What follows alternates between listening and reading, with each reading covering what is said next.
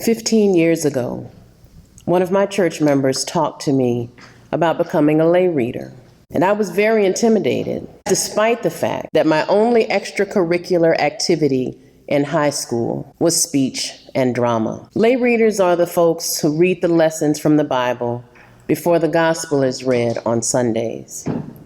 As a registered nurse, I can stand in front of anyone and talk about anything.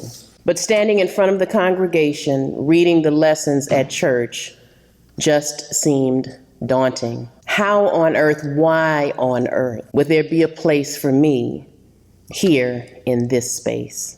The Gospels describe the scene of the women who knew Jesus going to the tomb to anoint his body.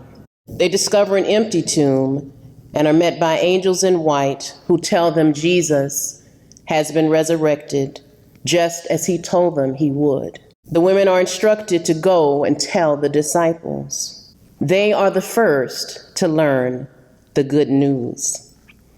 They are the first to tell of Christ's victory over death. It's not lost on me that as a woman, I too am able to share the word of the Lord. Thin places have been described as those places where the space between heaven and earth come together, or a place where humans feel closer to God.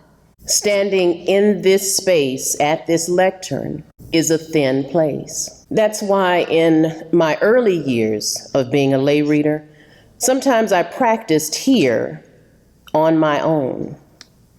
I read each lesson out loud over and over until I could get through it without any mistakes or mispronunciations.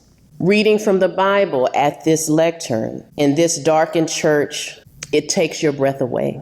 One of my patients insisted I respond to his Facebook friend request right as I stood next to his bed. He saw a picture that was taken of me in the back of the church. I was getting in line for the procession to come in. And he pointed to that picture and he said, "See, I knew you were the real deal." Being here in this space allows others to see themselves on the journey with Christ. Sometimes when a place is described as sacred, it makes some people feel unwelcome or unworthy. I felt that way sometimes myself. But participating in this communal reading of the lessons in this church, you will come to learn that sacred spaces are for all of us.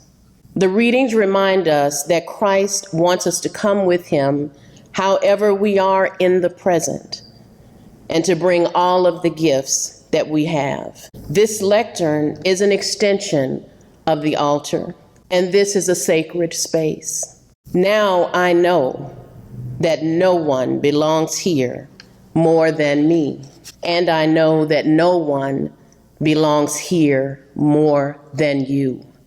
It is here for all of us. My name is Madelyn Allen, and this is my church, and this is a sacred space.